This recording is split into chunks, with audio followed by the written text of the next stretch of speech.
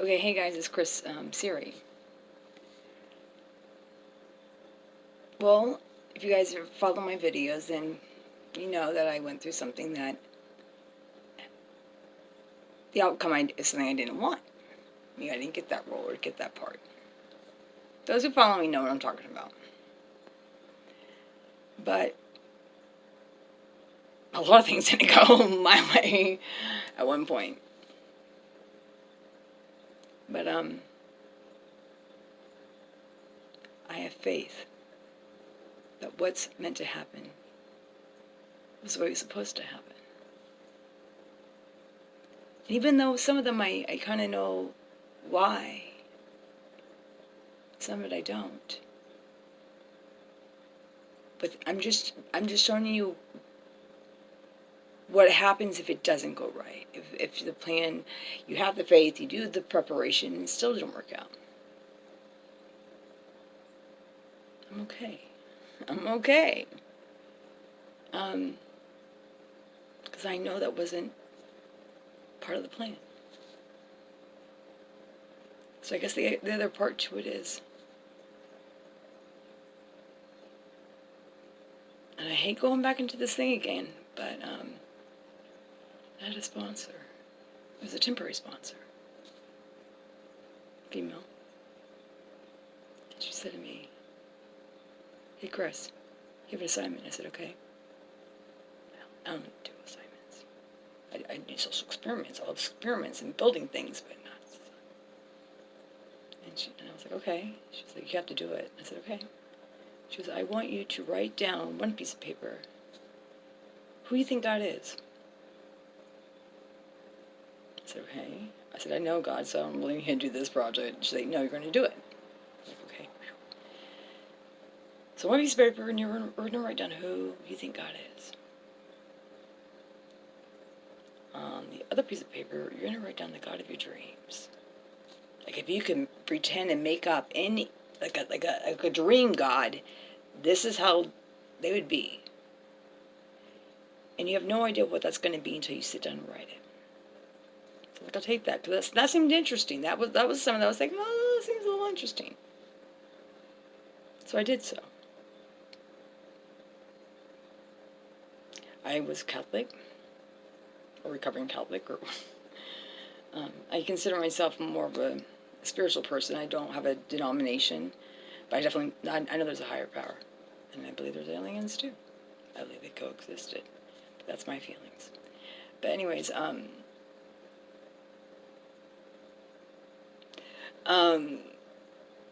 wrote down the God who I think God is, and you know, you just really peel back the layers, because you know you can talk and you can say this is how I think God is, but then if you like pull more layers out of you, real deep down to the core, it's not the stuff you would tell people what you think God is. There's like, oh, this is what God is, or oh, this is who I am. But if you peel back the layers of you, you're like, oh, there's some icky parts in us. You know what I mean?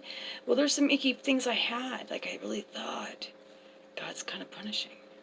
Like He loves me as long as I do what he you know the book, and I'm not a Bible thumper either. It's a hard read. I tried it a few times. I'm gonna do it. I'm gonna get through it one day. A lot of interpretations. Anyways, but it's very interpretive, I guess. I don't know if I said that right, but so I wrote down. I think really deep down inside of me, like if I did something wrong, like I was gonna kind of be punished. I think a lot of alcoholics and drug addicts, we have that. We don't really say it, but I think we kind of do. We kind of feel like, oh, that's meant for somebody else, not really meant for me, because I messed up. Well, because society tells us we messed up, you know, and our families, or depending how strict your family was. Mine was very strict. I kind of felt like I'm not going to really have anything. I really don't deserve anything. Or if you're brought up with people, tiny things. I mean, there's a lot of factors in there. But I thought, deep down inside, maybe God, because God is almost like a part of our environment in a weird way too, you know what I mean? Because environment, that's how we learn from about God and stuff. So, that God was like he cares about me. He likes me. He knows I'm good, but that's good things are really meant for somebody else. And that's also low self-esteem. That's other issues too. And then, so I wrote it down, and whatever I thought, all the rest of my thoughts, and on another piece of paper, I wrote down the God of my dreams, and I need a little help with that. But all loving. Now some people already have this, and that's great. This video is meant for the ones that might need to work on it, or maybe it's just for you to know, hey, I got this, this part down. Well, I didn't at the time, and I thought I did. I didn't even know where to. If you don't know, you don't know, you don't know. So I wrote down the God of my dreams, and it was an all-loving God. And I wrote down that no matter what I do, I'm not killing people and shit like that. You know what I mean? I don't think he likes that in any ways. But anyways, no point in going to that. If I make a mistake, he's going to forgive me. He's still going to love me. And he wants the best for me. He wants me to have all the abundance and everything just as much as somebody who's maybe goody two-shoe. And you don't really know anybody, Some people appear to look great on the outside, and inside sometimes it's not so good. So, be so hard on yourself. But my God was going to, he had a sense of humor, because he does some funny shit. He was I met some funny people that do some funny shit, and they're brought to God. And that he's going to love me no matter what. And that no matter where I'm at, and I went some really hard times, he's got me. And it's meant to be. Like that whole horrible few years I went through. That was enough to bring a lot of people to end it. It did, and a lot of people. But I had faith. And it turned out to be a bittersweet symphony. That's part of the book. When you have hope and you have faith, you can turn even the sourest lemon into lemonade, Like I said, worry about things happening to good people so you can become a legend. I won't probably be a legend, but I'm not trying to. I'm trying to make you a legend.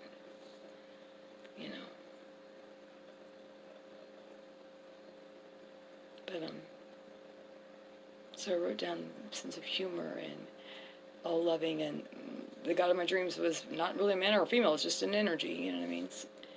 And, just wonderful things. So I get back to her, and she was like, okay, Chris, so which God are you going to pray to? And I said, oh, this one, the first one. And she goes, why? And I said, because that's God. This is the God of my dreams. I'm going to pray to this first one, the punishing one, you know what I mean? She goes, why? I said, because this is God. She goes, oh, are you going to meet God? I said,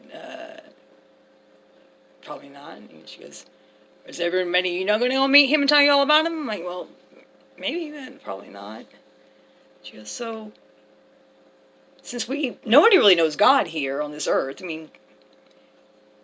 why do you have to pray to this one? Because are you for sure that this is the way he or she or it or they or the Spirit is? Why don't you just pray to this one over here? I thought, because there's different religions, there's different everythings, and everyone kind of believes something different. I'm like, she's got a point. Still God. So I'll try this out. I'm going to let the Catholic one kind of chill there for a second. I'm going to go with this one. Because, that one would work a lot better. It took a lot of work to get your head into that. Because you still think that, if you peel back the layers, it takes some work. It takes some practice. It takes some changing the way we think, the internal dialogue, and how we feel about things. And I'll never go back to that one. Changed my life. I don't know why I shared that, but I guess that's what having faith is having something bigger than you that wants the best for you no matter what. Even if it's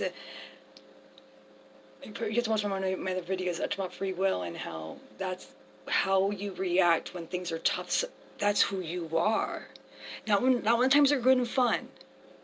It's when times are really tough and the shit's against you and the people are against you. That's when it's the worst times to actually define who you are. Not the best. Best are like little gifts, like, hey, here you go, have some fun. That doesn't show integrity or value or respect or self-respect. I mean, it's when times are tough. And so people do things that they don't want to do sometimes, and that's another topic another time, but I'm just saying for the most part. It's those tough times, that free will, a little bit of everything, that defines who you are. If your family has money, who cares? I mean, that's money. If you're born looking like one way, you know, you're born good looking, you know what I mean? That doesn't mean shit either. Or if you have a name or whatever, just who you are is not necessarily defined by your words. People can talk. It's your actions that define who you are. People can say a lot of things. People lie. They lie about me. But knowing who you are, I think that's the goal of life. You know, yeah, having families and having money and all that. I mean, that stuff's great. Sometimes that stuff can make things even worse. Doesn't matter who's right with you. I realize that. I've had nobody right with me the time. That's when I really realized who I was. Because the world's going to test you. It's the job to test you. I mean, God, you have to have bad to know when you have good. Don't be afraid of challenges. You have to embrace them. Be like, okay, yeah, you want to see who I am? I want to show you who I am right now. So when obstacles come, or future, just, I mean, really, it's very kind of simple. It's kind of basic, just. And we'll get through the steps. I think it's just like anything else, maintenance, and just daily. If you're hearing things in a positive daily, it just gets you going. You know what I mean? If you are around people who are negative, and you get trapped in that world. I mean, I was trapped in that world, and I didn't know. I was like, oh, everything's so bad, and not everything's so bad. And everything's so bad, then you have everything that might need to change, one thing at a time. Just one thing at a time. You know what? I'll tell you, I'm going to leave this is kind of off topic, but this is my last suggestion. Here, you just suggest anything? Well, you know what? Then you have a show and you suggest, okay? Just don't copy my shit. A lot of people want to copy my shit. Don't copy my shit.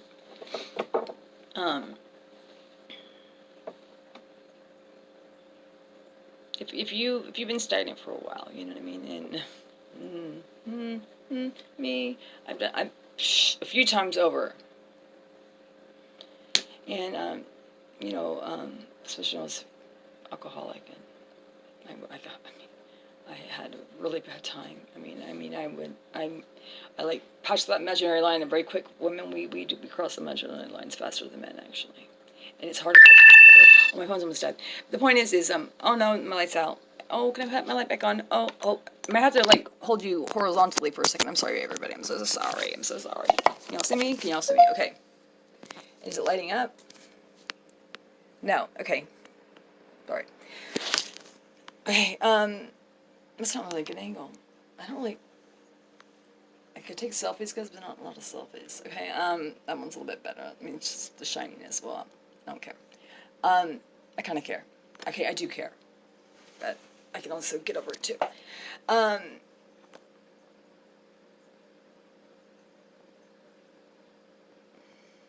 Let's say if you're coming out of a really tough time. Let's say if you haven't been really proactive about anything for a while. It's like you've been drinking or whatever. What have you been doing? Or kind of depression or depression. And you just don't feel good about yourself anymore. Or maybe you just have a regular routine and you just need to change something up. Grab a little, don't put in your phone. It doesn't count in your phone, guys. Leave the technology behind. Just go one of those little dollar store dollar books, like paper books. Like I have tons of them. Oh my God, I have so many, and I don't throw them away. And just write one thing you have to do a day. Don't write. I know you have to do this and do this. I mean, especially if you're coming out of a 3-month fog or a 3-year fog or something like that. There's a lot you need to catch up on. So you can write all these things down. You're going to realize that you don't do any of it. You're like, nah, you don't know where to start. You start with the largest one. You can start with the easiest one. I would suggest actually starting with the easiest one. For real. One thing a day. So that 24 hours, all you have to do is just that one thing. One thing. Okay. Then you do it, you're like, I did it. Right on. Next day, I can do one more thing. Just do it, and before you know it, you got 7 things done in a week. Better from you not doing anything. Baby steps. Keep it simple. Anyways, I just try to give you guys things that work for me.